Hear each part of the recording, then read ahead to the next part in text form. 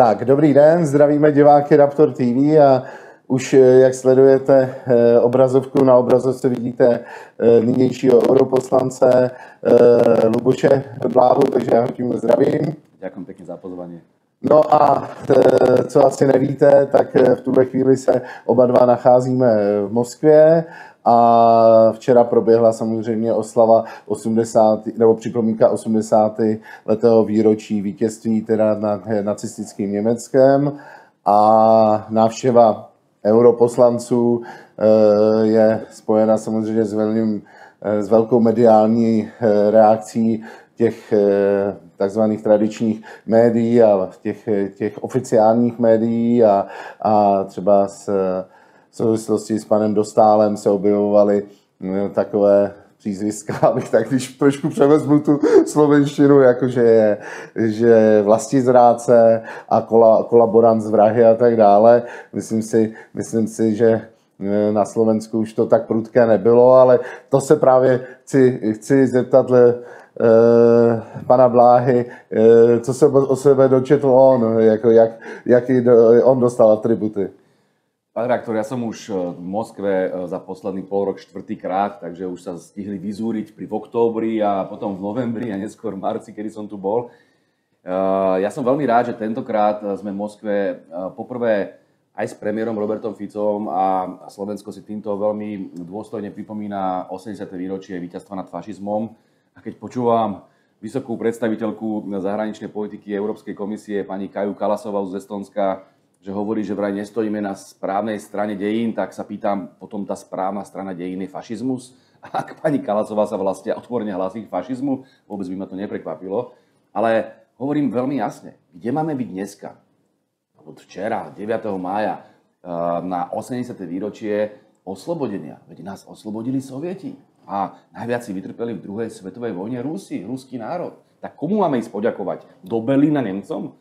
Takže ja som presvedčený, že je veľmi dobré, že tu sme, ale som veľmi rád, že tu nie som sám. Lebo stalo sa mi teda v minulosti, že som za Európsky parlament sem chodil iba ja sám. A za ten čas som sa rozprával s viacerými kolegami Európskeho parlamentu. Sú tu dvaja nemeckí poslanci zo strany Sáry Wagenknechtovej, čo je veľmi dobré, lebo je to krásny signál, že to Nemecko má vo svojich radoch aj ľudí, ktorí sa hanbia za to, čo tu spáchal nacizmus. Hanbia sa za to, že tu povraždili desiatky miliónov ľudí a chcú sa ospravedlniť a poďakovať. A to je obrovské gesto. A ja sa čudujem, že to dneska neurobí vládnúca nemecká garnitúra, ale zjavne chce ísť šlapajak toho fašizmu. Potom tu máme Ondra Dostála, môjho kamaráta a veľmi blízky politického človeka, ktorý je podľa mňa veľmi otvorený. To viete, keď niekto rozpráva, že my sme vlastizradcovia, alebo tieto pojmy, to je tak úplne absurdné. Tak vyjadriť chuť, aby bol mier, chcieť mať dobré vzťahy s Ruskom, aby tu nebola tretia svetová vojna, chcieť normálne rozvíjať diplomáciu, ako sa to vždy v histórii robilo, a toto má byť vlastizrada? Kde sme preboha? To ani počas studenej vojny nebolo, že by sa Američania alebo Západoeurópania nebavili v tom čase Sovietmi. Akože Willy Brandt bol vlastizradca. To sú také absurdné skratky, hlavne v situácii, kedy umierajú tí Ukrajinci a asi v ich najlepšom záujme, aby tá vojna čo najskôr prestala, aby sme si sadli za rokovací stôl a konečne počúvali aj ruské záujmy. Lebo to nie je tak, že my teraz budeme Rusom prikazovať, ako to majú robiť, keď na fronte víťazia, že? Takže ja som presvedčený, že ukázať, že tu sme kvôli tomu, aby sme vyjadrili vďaku našim osloboditeľom od fašizmu, je psou povinnosťou každého normálneho politika a najmä slovanského politika. Povedzme na rovinu, že sme Slovania.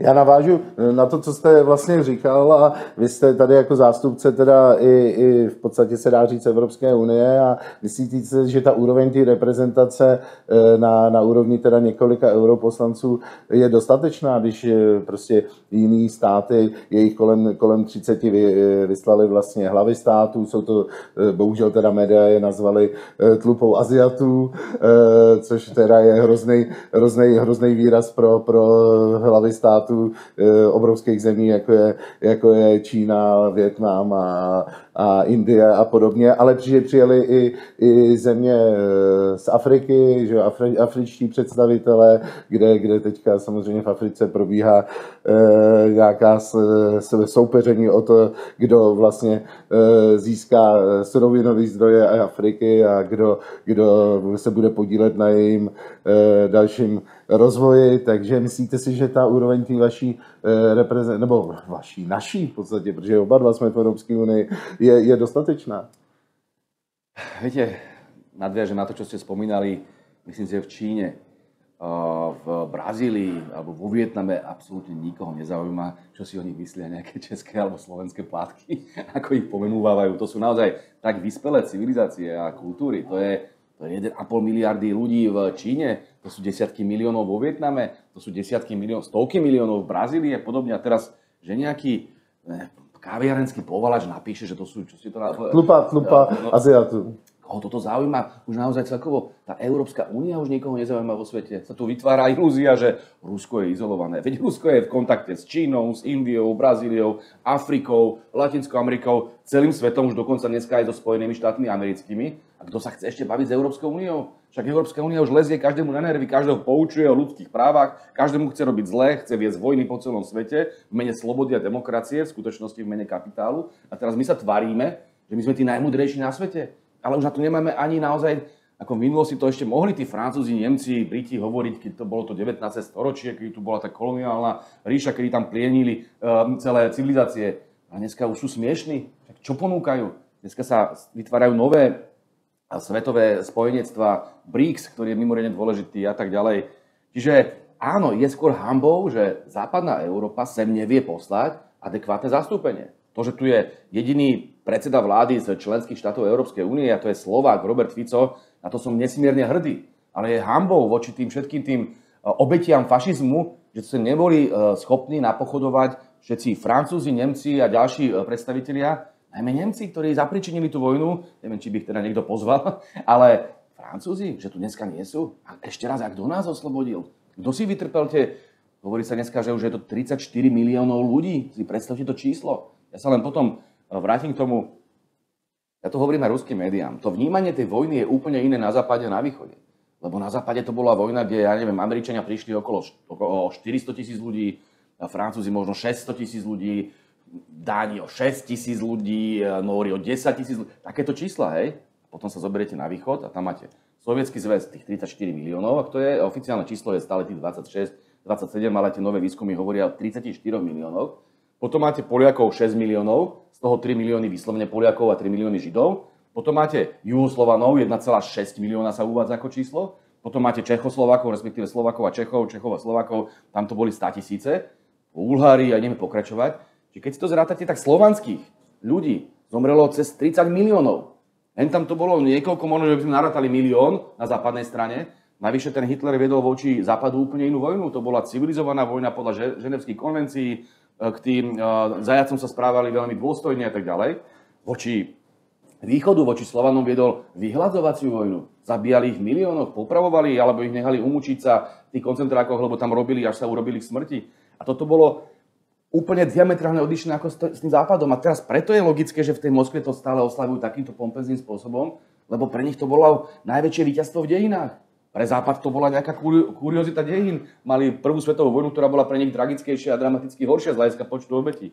Čiže aj z tohto treba chápať, že pre nás Slovanov je to mimoriadne dôležité a pre západnú Európu zjavne, ja neviem, či to je vôbec oslava víťazstva nad fašizmom. Oni sa cítili, keď som to počúval tú ceremóniu v Štrasburgu v Európskom parlamente, to bolo skôr ako taký ten funeral, ako taký pohrebný sprievod. Však oni zjavne majú pocit, že prehrali s tými Rusmi. Ako prehral Napoleon, tak prehral Hitler a stále prehrávajú. A preto tu nenávisť stále živia.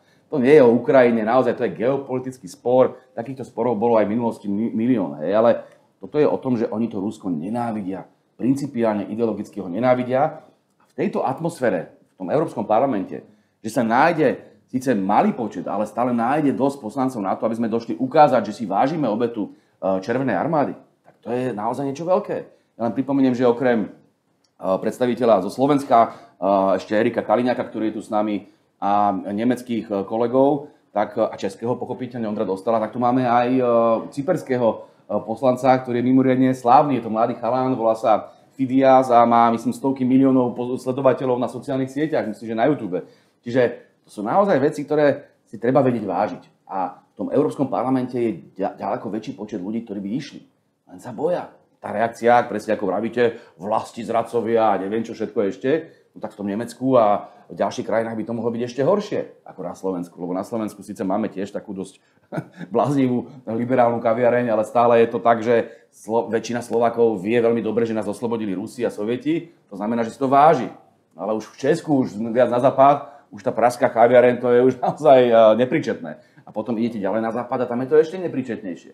Takže chce to aj odvahu od tých poslancov. Mnohí ju našli, mnohí nie, ale do budúcnosti som presvedčený, že je nás ďaleko viacej, ako sme teraz, myslím, 5, 6 alebo 7, ktorí sme tu.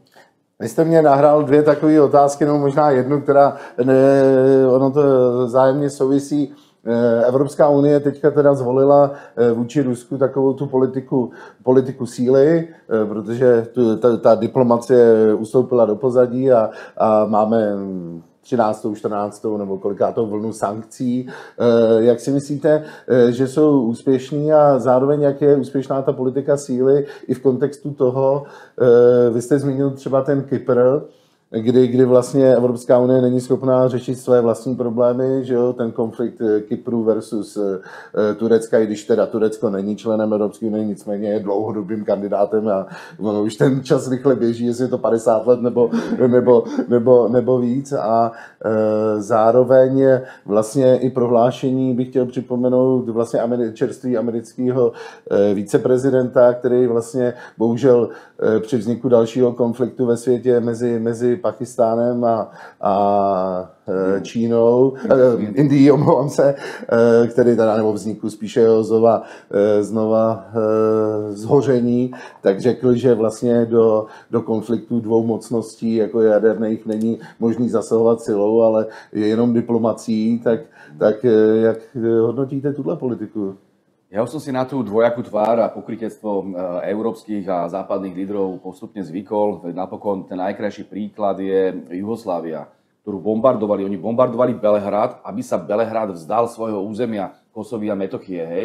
A títo istí dneska nadávajú na Rusov, že si chránia ruskojazyčné obyvateľstvo na Kríme a na Donbase. Hej? Kde si tam tí Američania ani nechránili, že svojich obyvateľov, oni tam mali nejakých moslimov v Kosove a chceli, aby sa to Kosovo odtrhlo od toho Srbska. A bombardovali malé deti. A títo istí dneska moralizujú o niečom. Čiže takýchto príkladov je množstvo. Cyprus samozrejme krásny príklad toho, že vy ten spor neviete vyriešiť ako takto. Tak jednoducho, keď sa vytvorí ten spor, viete, tu ten spor na Ukrajine sa nevytvoril preto, že by si tí Ukrajinci zmysleli. To bolo pumpované zo západu. To bolo naozaj, tam boli investované milióny, aby tam bol ten Majdan, aby vznikol. Tam boli investované obrovské peniaze do toho ultranacionalizmu, tej rusofóbie, toho neofašizmu, respektíve banderizmu. A potom z toho vznikali také tragédie ako na Donbase alebo v Odese. A teraz čudovať sa Rusom, že oni vidia, ako ten západ expanduje, vidia, že sa blíži k ich hraniciám, čo pochopiteľne ako zasvietí kontrolné svetielko každej veľmoci. Keby toto Rusi robili niekde v Mexiku alebo v Kanade, tak máte vojnu do 2 týždňov. Áno, známe kubánskou krizi. Zoberte si. A tam sa tvárime, že Kubánci sa nemohli rozhodnúť, že tí Sovieti tam môžu doniesť nejaké zbranie. Nie, tam suverenita neplatí. Ale tu sa tvárime, že Ukrajina sa predsa môže, však to je demokratické, suverénne. Tak toto nefunguje. Jednoducho, ten Západ dobre vedel, že brnka po nose Rusom, že sa blíži k ich hraniciám. Rusko reagovalo a my tu teraz už 3. rok žijeme v takej nejakej ilúzii, že my máme pravdu, my sme tí spravodliví. Však my sme boli tí dobyvatelia, my sme robili to zlo, ako Západ teraz hovorím. My sme provokovali tých Rusov, my sme ich chceli svojím spôsobom vtiahnuť do nejakej vojny, ktorá momentálne vyhovuje aj americkým zbrojovkám, respektíve západným zbrojovkám, ale ľudia umierajú. Ukrajina je kompletne vykrvácaná. A toto niekto chcel? Preto, keď Slovensko hovorí, že chceme mier, že chceme mierové rokovania, to je jediná možnosť. Povedzte mi alternatívu. Alternatívou je, že tu budeme eskalovať. Takže na konci dňa budeme eskalovať konflikt s jadrovou veľmocou, čo keď zoberiem tú logiku veľmi správnu kolegu, ktorý hovoril o Indii a Pakistane, tak keď raz máte konflikt s jadrovou veľmocou, tak z toho môže vzniknúť akurát jadrová vojna. A to teraz chceme, hej?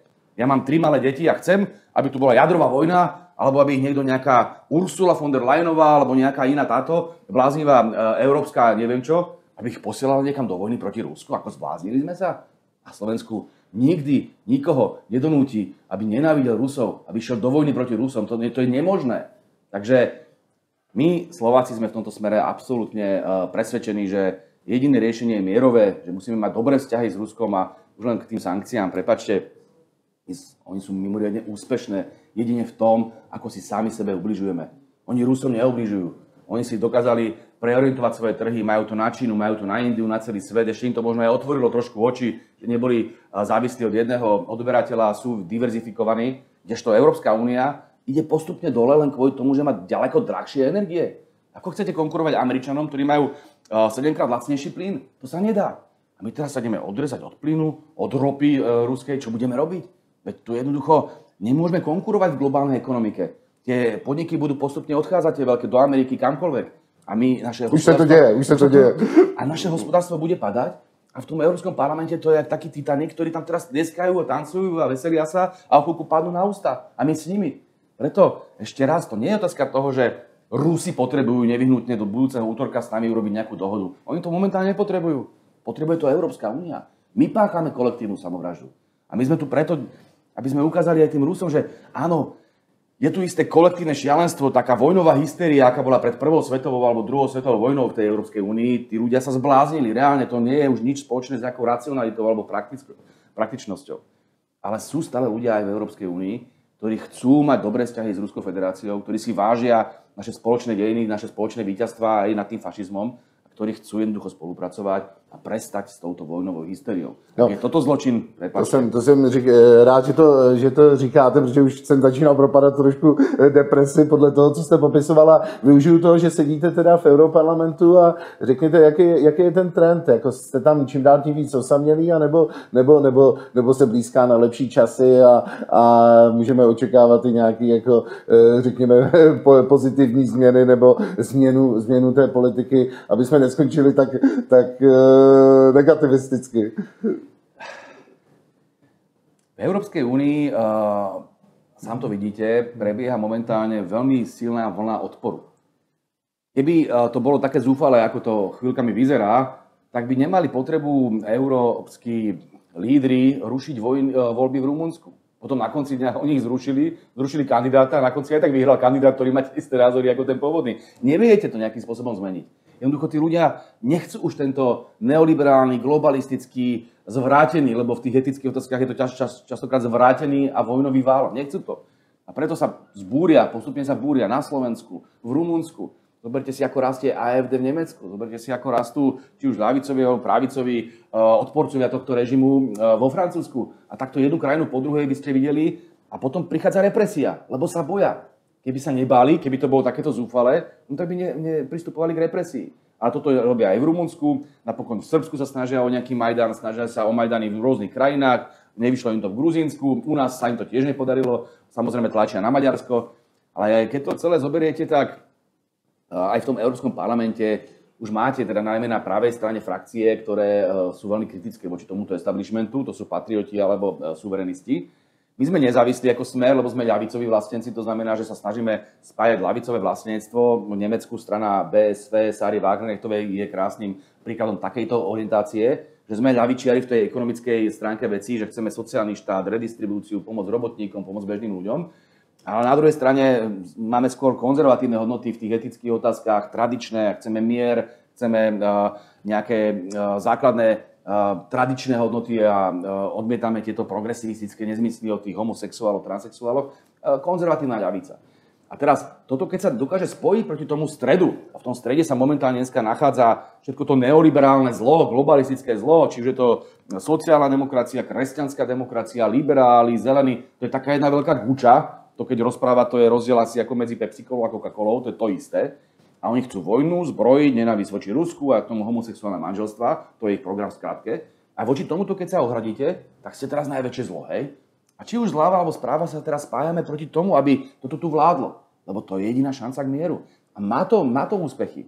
Kedy si ten parlament európsky vyzeral, že to 750 ľudí, no hádam 700 bolo vyslovene jedného názoru. Dneska to už je tak, by som povedal, že možno, že tých 450 voči 300, hej. Že stále majú väčšinu, ale už to nie je také razantné.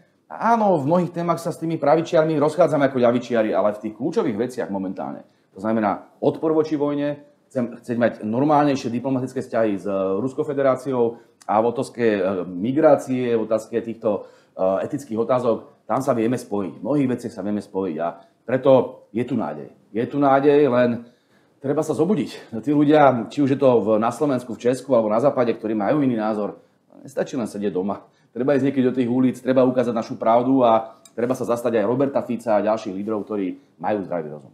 Tak super. Zvládli jsme to téměř na sekundu, přesně na těch 20 minut, co jsme byli domluveni. Vím, že máte další povinnosti, tak za diváky, za Raptor TV děkuji moc za těch 20 minut za rozhovor a vůbec, že jsme mohli vyslechnout vaše názory. Přeju šťastný návrat domů, protože ta cesta sem nebyla nejjednodušší jak pro vás, tak pro nás, tak věřím, že to proběhne zpátky bez problémů. No a ať se daří. Ďakujem pekne a nech žije slovensko-ruské priateľstvo a ako hovorieval Che Guevara, ktorého vždy na konci citujem, venceremos, zvíťazíme. Ďakujem pekne.